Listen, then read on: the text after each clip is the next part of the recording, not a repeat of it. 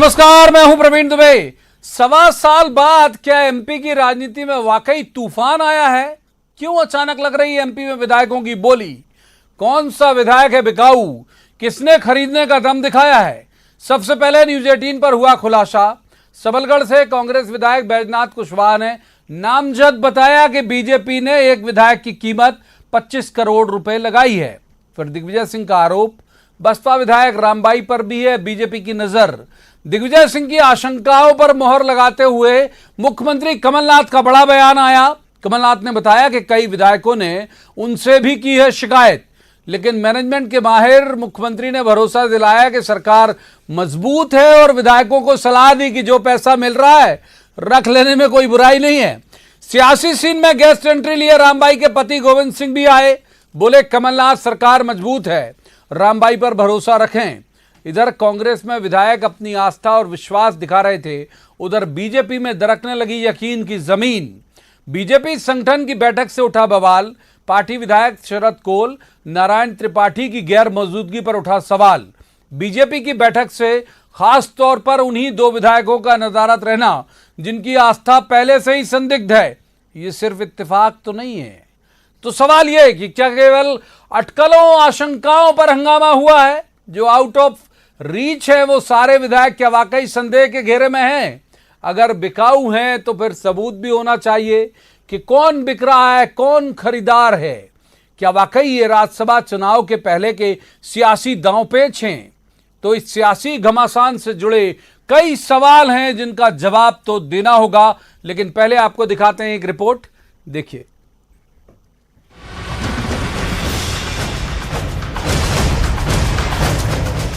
जो दिग्विजय सिंह जी ने कहा है, मैं उनकी बात से बिल्कुल सहमत हूं।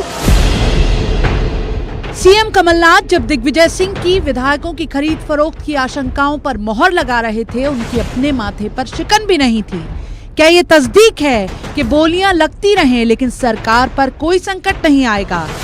विधायक ही कह रहे हैं मुझे, और विधायक को मैं कह रहा हूँ, कह रहे हैं हमें इतना पैसा दिया जा रहा है। मैं तो विधायकों को कह रहा हूँ, फोकट का पैसा मिल रहा है, ले लेना। तो इस पे रहेगी सर सरकार, रहेगी। दावा आपका क्या है? कोई चिंता की बात नहीं है। हैरत की बात यह भी है कि आर्थिक तंगी से गुजर रहे प्रदेश में करोड़ों रुपए आए कहां से? एक विधायक की कीमत 25 करोड़ और लिस्ट अभी लंबी है। कांग्रेस विधायक बैजनाथ कुशवाहा को सुनिए, जिनके मुताबिक पिछले 1.5 महीने से उन्हें खरीदने की कोशिश की जा रही है। 25 की ज्यादा चल रही, सब 25 दे। आपको कितने का ऑफर किया? मुझे भी कहा था हम आपको 25 दे देंगे। इसके अलावा क्या मंत्री पद का भी लालच दिया गया आपको? उदय या तो मंत्री बन जाओ या 5 करोड़ रुपए ले लो, या मंत्री नहीं बनो तो 25 करोड़ रुपए ले लो। सबलगढ़ से विधायक बैजनाथ कुशवाहा खुद मीडिया के सामने आ गए। बाकी बसपा विधायक को खरीदने की कोशिश की गवाही दिग्विजय सिंह दे रहे हैं। कोशिश कर रहे लोग। कल चार्टर प्लेन में भूपेंद्र सिंह जी भूतपूर्व मंत्री जो हैं, विधायक जो हैं, वो लेके आए हैं। तो कहीं खतरा है कमलनाथ सरकार को? कोई खतरा नहीं है, इनकी तो सब अभी पोल खुलने वाली है। हालांकि बसपा विधायक रामबाई के पति ने हाथ के हाथ साफ भी कर दिया कि उनका हाथ तो कमलनाथ के साथ है। ऐसी कोई बात नहीं है, ना सरकार को खतरा है, ना कोई खरीद फरोख्त चल रही है। ये सब अफवाह है। जाहिर है कि इन आरोपों के बाद गेंद बीजेपी के पाले में जानी थी। गोपाल भार्गव ने 24 घंटे में दूसरी बार सारे आरोपों को सिरे से खारिज किया। गत वर्ष जब ये नई सरकार बनी थी, 100 करोड़ रुपए देने की बात कर रहे थे, अब घट के 25 करोड़ रुपए आ गए हैं। तो क्या विधायकों का इतना अवमूल्यन हो गया कि अब चौथाई हैसियत बची? क्या मजाक बना के रखा है इन लोगों? लेकिन इस बात का जवाब तो बीजेपी के पास भी नहीं था कि पार्टी में रीवा शहडोल संभाग की बैठक से इन दोनों जिलों के प्रमुख विधायक शरद कोल और नारायण त्रिपाठी क्यों नदारद हैं। बाद में बवाल हुआ तो पार्टी में बात संभाली गई। कुछ विशेष कारणों से कोई बाहर थे, सब अपनी सूचना दे देते हैं पहले से ही कि किस वजह से बाहर हैं, और पार्टी उसको एक्सेप्ट कर लेती है। लेकिन हैरत की बात यह है कि 24 घंटे में कोई फोन टेप, किसी तरह के कागजी दस्तावेज, कुछ भी ऐसा सामने नहीं आया जो पुष्टि कर सके कि राज्यसभा चुनाव के पहले एमपी में हॉर्स ट्रेडिंग शुरू हो गई है। न बिकने वाला सबूतों के साथ मौजूद है, न खरीदारों के कोई साक्ष्य मिल रहे। सरकार का बर्ताव भी ऐसा नहीं कि कोई संकट है, लेकिन बीजेपी के पहले से संदिग्ध आस्था वाले विधायकों का गायब होना संदेह खड़ा कर रहा है। इस सिरे से उस सिरे तक फिलहाल सवाल हैं और जिनका जवाब तो देना होगा। भोपाल में मनोज राठौर, अनुराग श्रीवास्तव और शरद श्रीवास्तव के साथ bureau report, news 18 Madhya Pradesh. सबसे पहले रस्मन मेहमानों का परिचय मैं आपसे करा दूं। हमारे साथ हैं भूपेन गुप्ता, ये कांग्रेस के प्रवक्ता है, स्वागत है भूपेन जी का। दूसरे मेहमान शरदेंदु तिवारी, बीजेपी के वरिष्ठ नेता है, एमएलए भी हैं, शरदेंदु जी का स्वागत है। और तीसरे मेहमान पत्रकारिता का बहुत चर्चित चेहरा है, मनीष दीक्षित, मनीष जी का भी बहुत स्वागत है। शुरुआत शरदेंदु जी से ही कर लेते हैं। शरदेंदु जी, क्षमता आपकी उतनी थी नहीं, सब खरीद फरोख्त शुरू करा दी आपने। कांग्रेस का आरोप है, सर मेरा नहीं है, खरीद फरोख्त आपने शुरू करा दी, मूंगी खा गए आप। ये सब इन्होंने वापस बुला लिया। अब ये कह रहे हैं कि आ जाओ सब मैदान में। एक तो आप मूल्यन अलग कर दिया आपने, पहले 100 करोड़ से बात करते थे विधायक, अब 25 करोड़ पे आ गए। दिग्विजय सिंह के दिमाग में उपजा हुआ एक ये विचार था, जो शायद उनके वनवास से आने के बाद उनमें जो परिवर्तन आया है, इस तरह के विचित्र बयान देने के वो आदी रहे। आज मैं किसी अखबार में पढ़ रहा था कि रमाबाई जी जो हमारी विधायक हैं बहुजन से, रामबाई जी, उनको लेकर भूपेन सिंह जी गए। अब फिर उसके बाद उनके पति श्री गोविंद सिंह जी का वक्तव्य आ गया कि कोई खरीद फरोख्त नहीं हो रही है। और दिल्ली गए हैं कहाँ साहब? नहीं, तो उनने ये भी कारण बताया है, बेटी हमारे यहाँ न्यूज़ 18 में एक्सक्लूसिव कहा था कि वो बेटी बीमार है, वो हाँ इसलिए गए। तो इससे ये समझ में आ रहा है कि दिग्विजय सिंह जी राज्यसभा को ध्यान में रखते हुए एक प्रेशर पॉलिटिक्स कर रहे हैं। मैनेजमेंट के बहुत अच्छे गुरु हैं और कमलनाथ जी के दिमाग में कोई और नाम हो सकता है, शायद दिग्विजय सिंह सिंधिया जी के अलावा भी, या दिल्ली से कोई नाम आ सकता है। तो उस पर काट करने के लिए दिग्विजय सिंह का फेंका हुआ एक शिगुफा है और इससे ज्यादा कुछ नहीं। अरे साहब, लेकिन ये बताइए ना कि मैं कह रहा हूं कि अगर वो दम से कह रहे हैं कि जवाब दीजिए, शिवराज जी ट्वीट करके कह रहे हैं बोलिए, तो बोलना चाहिए ना कि भाई रामबाई तो अपनी बेटी से मिलने गई हैं। जब आप उनके हर मसले पर रिएक्ट करते हो, हर मसले पे मैंने देखा शिवराज जी जवाब देते हैं, बाकी के नेता भी देते हैं, इस मसले पे मौन रहे सर? देखिए, जो जनता से जुड़े हुए विषय होते हैं, चाहे वचनों से मुकरने की बात हो, किसानों की बात हो, कहीं ओला पाला पड़ गया हो, या ऐसी कोई विशेष परिस्थिति आई हो जिससे जनता प्रभावित हो रही है, उस पर शिवराज जी हमेशा बोलते रहे। इस तरह के बयान जो दिग्विजय सिंह के दिमाग में उपजे हुए हैं और जिनको जो वो कहने के आदी रहे हैं और हमेशा गलत सिद्ध होते रहे हैं, उन पर प्रतिक्रिया देना शिवराज जी ने उचित नहीं समझा। और मैं भी मानता हूं कि उस पर प्रतिक्रिया देने लायक कुछ था नहीं। भूपेन जी, ये सब लाजवाब आपका प्रबंधन है, सब सारा कुछ सेट कर दिया। आप भाजपा भी कह रही कि कुछ कर ही नहीं रहे थे, हम तो ये जबरदस्ती ये लोग परेशान हो रहे हैं। भूपेन गुप्ता साहब, देखिए, आपकी भी जानकारी में है, पूरा मीडिया के जानकारी में 15 दिन से ऑपरेशन लोटस की चर्चा जो है इनके सारे नेता कर रहे थे। अब ये लोटस लौट गया तो अब दूसरी बातें हो रही हैं। लेकिन ये जो सवाल है कि भारतीय जनता पार्टी बार बार ये बातें क्यों करती है, ये क्यों इनको छींक आती है, सरकारें उलट जाती हैं, क्यों ये चुटकियां बजाते हैं, सरकार उलट जाती है, बॉस का इशारा हो जाए तो सरकार उलट जाती है। हो गया ना भाई बॉस का इशारा, कल परसों में तो बॉस का इसलिए तो लगे थे लोग। जी, तो इनके बॉस जो हैं उनका नाम भी नहीं बताते कि किन बॉस के इशारे पर जो है ये देश की चुनी हुई सरकारों को गिराते हैं, उनको निपटाते हैं।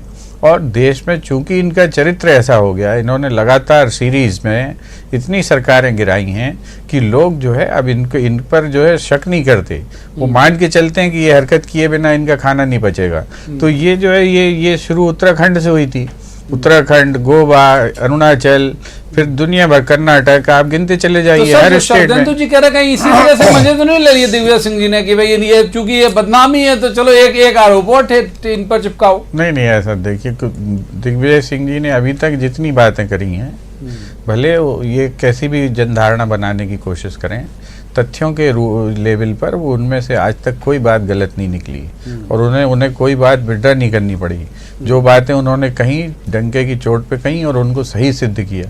आपने जो आपका एक जो चरित्र हनन अभियान है, जो उसके माध्यम से भले आरएसएस या बीजेपी कोई धारणा बनाने में सफल हुई हो या असफल हुई हो, लेकिन तथ्यों के रूप में वो आज भी उन चीज़ों को ना नकार सकते हैं, ना उनके पास इसका साहस है। और देश के अंदर जो झूठ का राज चल रहा है देश के अंदर, जो झूठ और अफवाह तंत्र की जो राजनीति चल रही है वो आप देख रहे हैं। सैकड़ों लोगों की जानें जा रही हैं इन अफवाह तंत्र के कारण ही। कितनी जो देश के अंदर खूनेजी मची हुई है और सबके पीछे एक तरह का ही मोडस ऑपरेंडी है। जैसे वो चड्डी गैंग के लोग जो है चोरी करने में बताते थे लोग कि ऐसे ऐसे घुसते हैं, ऐसे करते हैं, उसी तरह से देश में हर घटना एक से तरीके से घट रही। जब एक से तरीके से घट रही है तो ये विचार करना पड़ेगा देश को कि आखिर इसके पीछे कौन लोग। हो रहा है सर, वो उस मसले पे अपन रोज कई बार पहले उस वक्त डिबेट कर चुके हैं। एक बार मनीष जी को शामिल कर लेते हैं। सर आऊंगा आपके पास, वक्त बहुत है। मनीष जी, टल गया संकट, माने शरदेंदु जी की भी राजनीतिक मजबूरी है, वो खुल के नहीं बोलेंगे, और भूपेंद्र जी की भी है, आपकी तो कतई नहीं है। टल गया संकट या ये उठापटक अभी राज्यसभा चुनाव तक जारी आपको दिखती है? देखिए प्रवीण भाई, जब से सरकार बनी है तब सर इस पर एक तलवार लटकी रही हमेशा से। और ये जो अभी एपिसोड हुआ जिस पर अपन चर्चा कर रहे हैं, ये देखिए दिग्विजय सिंह के बारे में एक चीज जो भूपेंद्र जी ने कही, मैं उससे सहमत हूं कि अगर वो कोई आरोप लगाते हैं तो फैक्चुअल आरोप रहते हैं। कल भी हमने ये इसी पे डिबेट किया। अब आप ये देखिए, कहा भी था कि ये जो भारतीय जनता पार्टी के अंदर जो वर्चस्व की लड़ाई है, ये उसका नतीजा है। एक्चुअली क्या होता है, जब कोई बड़ा गेम कोई पॉलिटिकल पार्टी करती है, खासकर जब ये विधायकों की खरीद फरोख्त होती है और ये होती है, तो बड़ा सीक्रेटली ऑपरेट करते हैं। ठीक बात। कुछ चुनिंदा लोगों को मालूम चलता है। मुझे जो समझ है राजनीति की थोड़ी बहुत, तो इन चुनिंदा लोगों में से ही किसी आदमी ने दिग्विजय सिंह को फीड किया है। बिल्कुल सही बात है, कमलनाथ जी को फीड किया। हाँ, जिसको भी फीड किया है। तो ये जो विभीषण है बीजेपी का, क्योंकि उन्होंने पूरा प्लान फेल कर दिया है। और ये बिल्कुल सही है कि पिछले एक हफ्ते 10 दिन से इस पे चर्चा बहुत तेजी से चल रही थी कि बजट सत्र तो ये पार ही नहीं कर पाएंगे। जैसे पहले भी कई बार चली, इस बार भी चल रही थी कि सब। और इस बार ये भी था कि एक जो भारतीय जनता पार्टी के नेता हैं, जिनको जो पहले मना करते थे कि हम सरकार नहीं बनाएंगे, चिमटे से भी, हाँ चिमटे से भी, तो उनको अब शायद जिम्मेदारी दी है तो वो एक्टिव हो गए हैं। एक बात और गौर करने वाली है प्रवीण जी इस पूरे एपिसोड में, कि शिवराज सिंह जी चौहान जो अपनी छवि के लिए इतने ज्यादा कंसर्न रहते हैं, कभी भी कोई आरोप लगता है वो तत्काल मानहानि करने दौड़ते हैं। ये अब इस ट्वीट को दिग्विजय सिंह ने जो आरोप लगाया है, एक शब्द नहीं बोला उन्होंने, शिवराज जी ने, तो ये बड़ा आश्चर्य का। शिवराज जी की चुप्पी एक्चुअली बहुत चौंकाने वाली है, क्योंकि शिवराज जी ऐसे व्यक्ति नहीं है कि वो रिएक्ट नहीं करते, और अगर वो रिएक्ट नहीं कर रहा तो इसका मतलब है दिग्विजय सिंह के आरोपों में दम है। शरदेंदु जी, जवाब आपका। रिएक्ट क्यों नहीं कर रहे हैं सर? आप लोग क्यों नहीं बोल रहे हैं? नहीं बोलने से लग रहा है कि हाँ ये गुनाहगार थे आप लोग और पीछे हट गए। अब नहीं, ऐसा नहीं है। मैंने आपसे पहले भी निवेदन किया कि जनता से जुड़े विषयों पर उनका रिएक्शन तुरंत आता है। दिग्विजय सिंह का जो ये अचानक उनके दिमाग में जो विचार आया है, बेसिकली कांग्रेस का जो मूल इस देश में हॉर्स ट्रेडिंग की जनक कांग्रेस रही है। चाहे केरल के पुराने उदाहरण रहे हों, आप पश्चिम बंगाल के पुराने उदाहरण ले लो, और यहाँ तक कि 69 में तो इंदिरा जी ने संसदीय बोर्ड में नीलम संजीव रेड्डी को राष्ट्रपति के लिए किया था, और उस पर वो प्रस्तावक भी थी, और बाद में फिर वीवी गिरी जी राष्ट्रपति हुए और इंदिरा जी ने ही उस पर पूरा खेल खेला था। तो किस तरह ये खेल खेलना है इनका, ये उसके आदी रहे हैं, तो इनको हर जगह वही चीज दिखती है। पर मुझे ऐसा लगता है, कई राज्य गिना दूंगा, आप भी बहुत सिद्धस्त, मुझे ऐसा लगता है मुझे ऐसा लगता है कि ये वर्तमान में जो 973 इनने वचन दिए, उसका इतना प्रेशर इनके ऊपर है, और वो बिल्कुल हवाई इन्होंने वचन दिए थे, किसी ऐसा मान के कि हमको सरकार में जैसे आना ही ना हो, अब दुर्घटनावश सरकार में आ गए, तो इनको वचनों का प्रेशर इनके कार्यकर्ताओं पर, विधायकों पर इतना ज्यादा है, उसका दबाव ये नहीं सह पा रहे हैं, और उनको इकट्ठा रखने के लिए इस तरह की रणनीति का खेल ये खेलते रहते हैं। हर सत्र के पहले ये इस तरह का खेल खेलते हैं। चौथे मेहमान का हम स्वागत कर लेते हैं। हमारे साथ हैं हर्ष यादव, कैबिनेट मिनिस्टर हैं माफ कीजिए कमलनाथ जी की सरकार में। हर्ष जी, शरदेंदु तिवारी जी हमारे साथ हैं, बीजेपी के विधायक भी हैं, सीनियर लीडर भी हैं। ये कह रहे हैं कि ऐसी कोई कोशिश उन्होंने आपके लोगों को या आपके सहयोगियों को तोड़ने की नहीं थी। ये सब आपका इंटरनल मामला है, जिसे ढांकने के लिए आप सब ये दुष्प्रचार कर रहे हैं। हर्ष यादव साहब।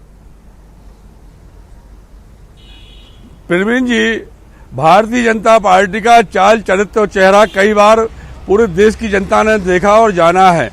कर्नाटक का एपिसोड की बात हो, चाहे अन्य प्रदेशों में जो करते हैं, वो किसी से छुपा हुआ नहीं है। कहीं ना कहीं ये वो बात आ जाती है कि खिसियारी बिल्ली प्यार नोचे, कहीं ना कहीं ये सत्ता का सुख जो भोगने के लिए लालायत लोग हैं, चाहे शिवराज सिंह जी हों, चाहे नरोत्तम मिश्रा जी हों, चाहे भार्गव जी हों, चाहे बीडी शर्मा जी हों, इनको सत्ता का सुख दिखाई दे रहा है। और ये कहीं ना कहीं हॉर्स ट्रेडिंग के माध्यम से हमारे विधायकों को तोड़ने का काम कर रहे हैं। मैं आपको बताना चाहता हूँ, एक कमलनाथ जी की सरकार है, चट्टान की तरह मजबूत सरकार है। 4-5 साल का जनादेश दिया है, 5 साल पूरा होगा, इनके कितने भी क्रियाकलाप जनता जनार्दन देख रही है। और मैं ये कहना चाहता हूँ, ये सरकार पूरा कार्यकाल पूरा करेगी, ये कुछ भी कर लें। जहां तक इन्होंने कहा कि हमारे द्वारा प्रायोजित है, तो खैरियत तो है ना सब, राज्यसभा चुनाव तक खैरियत रहेगी। नहीं, सुनिए मेरी बात, राज्यसभा चुनाव नहीं, अगले 4 वर्ष भी जो हमारे सामने हैं, पूरी तरह से हमारी कांग्रेस मजबूत रहेगी, सरकार मजबूत रहेगी। कमलनाथ जी के नेतृत्व में जो जनता से किए हुए वादे हैं, हमने 14 महीने में 400 वचन पूरे किए हैं। आने वाले समय में एक वचन का हम लोग पालन करेंगे। जो तिवारी जी कह रहे हैं, तिवारी जी को ये पता ही नहीं है कि हमने कौन से वचन पूरे कर लिए हैं। जनता आज स्वयं कहती है कि आज हमारा 100 रुपए से कम बिल आने लगा है, बिजली बिल हाफ हुई है, दूसरे चरण में 1 लाख रुपए तक के ऋण माफ हुए हैं, हमारी बहन बेटियों के 51,000 रुपए की राशि मिलने लगी है। ऐसी कौन सी वचन नहीं है जो हमने पूरा नहीं किया है। आज अधिकारी कर्मचारी से लेकर, युवाओं से लेकर, महिलाओं से लेकर हर वर्ग के लिए हमारी सरकार ने काम किया है। जी प्रवीण जी, ठीक है हर्ष जी, बहुत शुक्रिया। आप मीटिंग में हैं, आपके जो स्टेट के इंचार्ज जनरल सेक्रेटरी हैं उनके साथ आप मीटिंग में, फिर भी आपने वक्त निकाला, बहुत धन्यवाद आपका। हम स्टूडियो का रुख करेंगे, मनीष दीक्षित हमारे साथ हैं। मनीष जी, ये कह रहे हैं कि बिल्कुल सुरक्षित हैं, कोई डर खतरा जैसी चीज नहीं है। आपको लगता है कि अभी एकाध प्रयास बीजेपी और करेगी? बिल्कुल करेगी। एक्चुअली अब इसलिए करेगी कि अब आप एक्सपोज हो गए हो। हाँ। और क्योंकि अब नहीं करेंगे तो फिर कब करेंगे और अब क्लियरेंस भी, जो सूचना है क्लियरेंस कहीं से मिल गया है और करने की पूरी कोशिश में है। मैं वही बोल रहा हूँ ना कि ये भारतीय जनता पार्टी को उस विभीषण को ढूंढना चाहिए जिसने खबर लीक करी है। जहां तक एक चीज से मेरे को बड़ा अभी जो चर्चा हो रही है और लगातार एक शब्द सुबह से चर्चा में आ रहा है, हॉर्स ट्रेडिंग। प्रवीण जी, मेरी इस पे आपत्ति है। घोड़े जो हैं अपने इतिहास में कई घोड़े बड़े मतलब काबिल रहे। आप देखिए महाराणा प्रताप का जब भी नाम लिया जाएगा चेतक का नाम आता है। हमारे छत्रसाल थे, उनके वो भाई बली उनको बोलते थे। तो ये लॉयल लोग रहे हैं। तो जो ये काम हो रहा है, चाहे वो कांग्रेस वाले कर रहे हैं या भाजपा वाले कर रहे हैं, तो इसको कम से कम हॉर्स ट्रेडिंग से नहीं जोड़ना चाहिए, क्योंकि ये उनका अपमान है। हाँ भाई, खुलेआम ये धोखेबाजी, दगाबाजी है। जो भी पार्टी के लोग कर रहे हैं, ये धोखेबाजी, दगाबाजी अपने पार्टी से, अपने मतदाताओं से, ये वो है। तो ये ट्रेडिंग ठीक है, बट हॉर्स ट्रेडिंग से थोड़ा सा मुझे आपत्ति है। ठीक है, मैं आपकी आपत्ति को रजिस्टर करता हूँ। भूपेन गुप्ता जी का रुख करेंगे। भूपेन जी, ये राज्यसभा इलेक्शन में अगर मैं गलत नहीं हूं, अगर गलत हूं तो ठोकिएगा जरूर से, विप शायद जारी होता नहीं है, क्रॉस वोटिंग की गुंजाइश आपके यहाँ भी है, इनके यहाँ भी है, तो साहब संभाल कर रखेंगे आप? ऐसे तो नहीं कि अपन ने 2 मार लिए, मान लो शरद कोल और वो नारायण त्रिपाठी, इधर ये 4 मार लें तो फिर मुश्किल तो नहीं हो जाएगी? भूपेन गुप्ता साहब। नहीं, देखिए जो है परिस्थितियां जिस दिशा में जा रही हैं, हम बहुत कंफर्टेबल हैं। इन्हें हमसे बहुत ज्यादा चाहिए हैं और हमें इनसे बहुत कम चाहिए। 9 चाहिए इन्हें, 2 चाहिए आपको। ठीक है, तो ये परिस्थितियां हमारे अनुकूल ज्यादा हैं।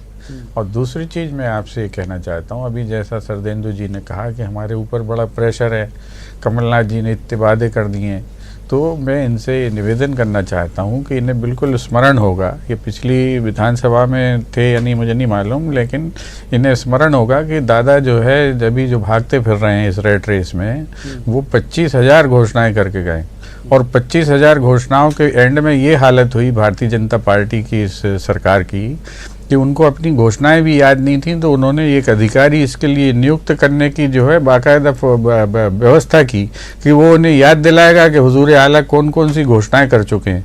जिन लोगों ने इतना फ्रॉड जनता के साथ किया हो कि उन्हें अपनी कहीं जहां पर नदी नहीं जा रही वहां पुल बना दिए, जहां पर जो है रेल की पटरियां नहीं वहां पर जो है एयरपोर्ट बना दिए, जिन्होंने हर गली में जो है स्मार्ट सिटी बना दी है, उन लोगों को जो है ये सब बातें करने का नैतिक साहस कैसे होता है, हमें ये सर बहुत देर से सरदेंदु जी मौन भी है, पहले मंत्री जुड़ गए थे हर्ष यादव। सरदेंदु जी, एक बात ये भी है, मनीष जी जो कह रहे हैं, और मैं बिल्कुल लॉजिकल तरीके से पूछूंगा आपसे, आप भले ही उसे टाल दो। मैं कह रहा हूं कि साहब ठीक है, आप सामाजिक और इस सब मसले पर रिएक्ट मत करिए। नामजद एक विधायक कह रहा है, आपके नेताओं का नाम गिना रहा है, अमाउंट बता रहा है। कल आप कह रहे थे कि भाई आए ना कोई सामने, गोपाल भार्गव को मैंने सुना, शिवराज जी को सुना कि आए ना कोई सामने, आ गया ना भाई वो सामने, वो नाम ले रहा है आप लोगों की, शिवराज जी का नाम ले रहा है कि 25 करोड़ रुपए पहुंचाए थे अमुक नेता के जरिए।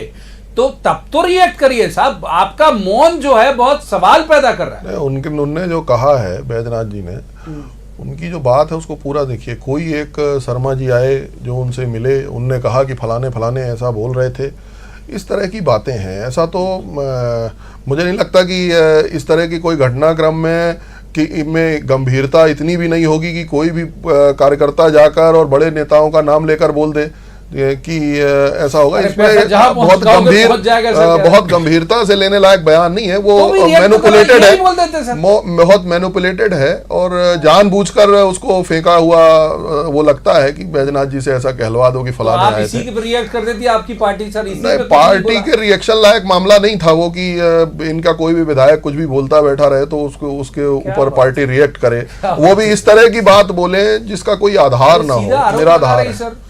नहीं, वो आपको खरीदार कह रहा है वो व्यक्ति। उनने ये कहा कि हमसे कोई फला आदमी मिला, जैसे मैं आज बोल दूं कि मुझसे कोई फला आदमी मिला जिसने कहा कि कमलनाथ और सोनिया गांधी मुझे खरीदने की कोशिश कर रहे हैं, इस टाइप की बात है। अमाउंट बता रहा है तो अमाउंट मैं भी बता सकता हूँ, 100 करोड़ 50 करोड़, ऐसा बोलने से मुंह से कुछ थोड़ी हो जाता है। तो ये बात में दम मुझे नहीं है, पहली बात।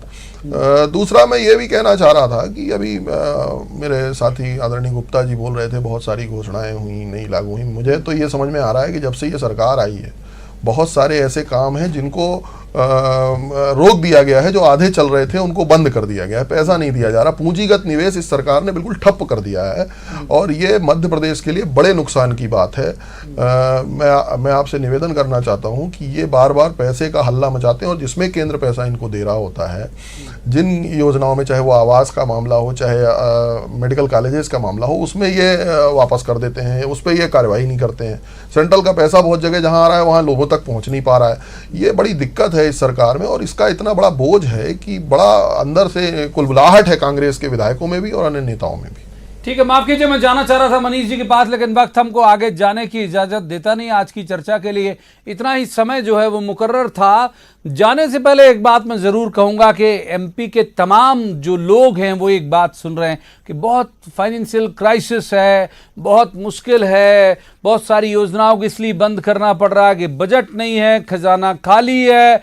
अब उसके बावजूद अगर मार्केट में ऐसे बिकते रहे, उठते रहेंगे सवाल के 25 करोड़ में इसको खरीदो, 50 में इसको खरीदो, तो वाकई पब्लिक के पास सिर दुनने के अलावा और कुछ बचेगा नहीं। आज की चर्चा में इतना ही। कल किसी खास मुद्दे पर खास पैनल के साथ बैठेंगे और कहेंगे जवाब तो देना होगा। तब तक आप देखते रहिए न्यूज़ 18 मध्य प्रदेश छत्तीसगढ़।